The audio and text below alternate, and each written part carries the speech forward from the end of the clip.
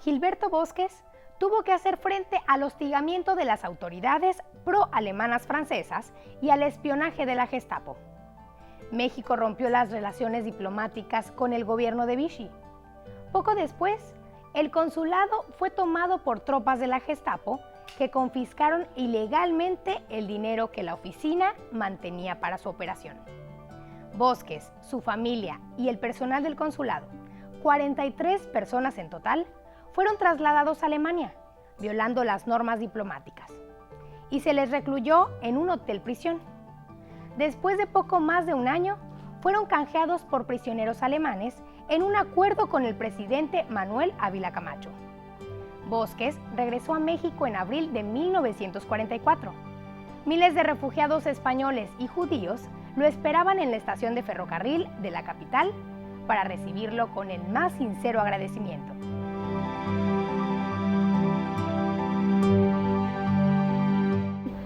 Los viajes con estos barcos, pues eran viajes que pagaba el gobierno de la República, eran barcos adaptados para que cupieran los más posibles, eran barcos en donde lógicamente las instalaciones pues no eran muy cómodas, pues tenían que dormir donde se pudiera.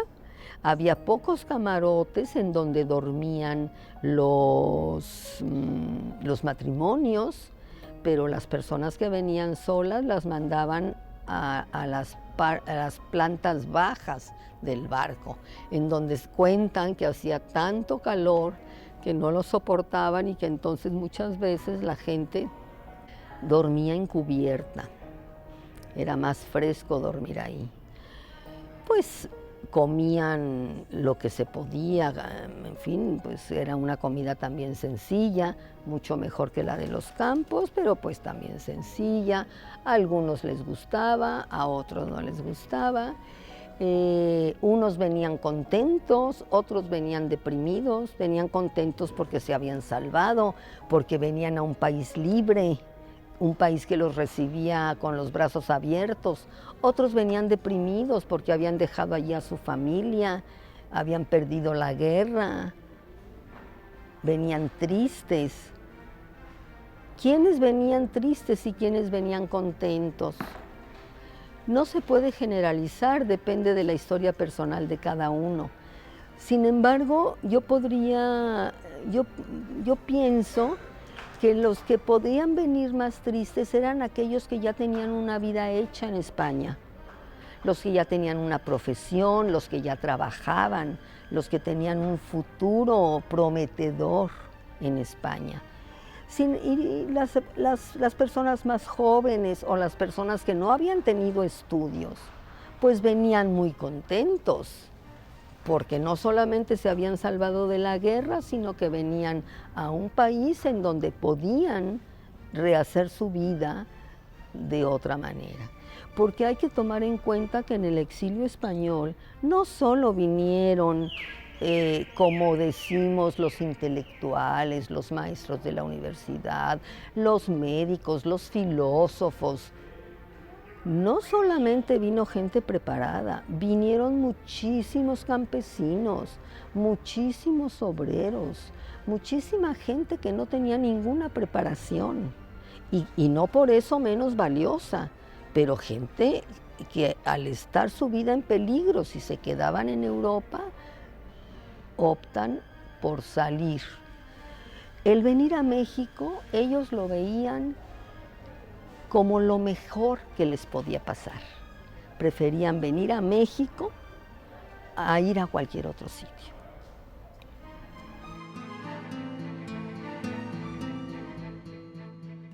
Mi padre era secretario general del Socorro Rojo Internacional y dejó su puesto y se fue al frente a luchar. Y viendo que se perdía, regresó a Barcelona por nosotros.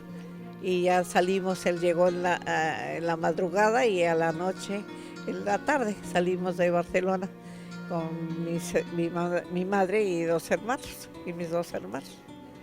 El cambio, pues no lo resentí mucho, hasta eso Bueno, llegando, ya que pusieron casa a mis papás, que unos amigos mexicanos ayudaron a poner, fueron y hablaron con un español y le dijeron que necesitaban un departamento para nosotros y sí, y otro dueño de una panadería de ahí de las calles de Lerdo que le dijo a mi madre que si era de las recién llegadas, y le dijo a mi madre, sí, ¿por qué? Porque ya habíamos recibido muchos.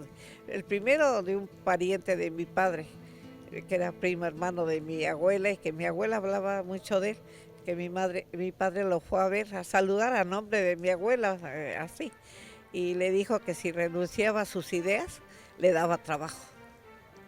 Y dijo mi padre que no había luchado y no había venido a México por un trabajo, que ya encontraría trabajo, que además no había ido a pedirle trabajo, había ido a saludarlo en nombre de su madre, que hablaba mucho de él, así.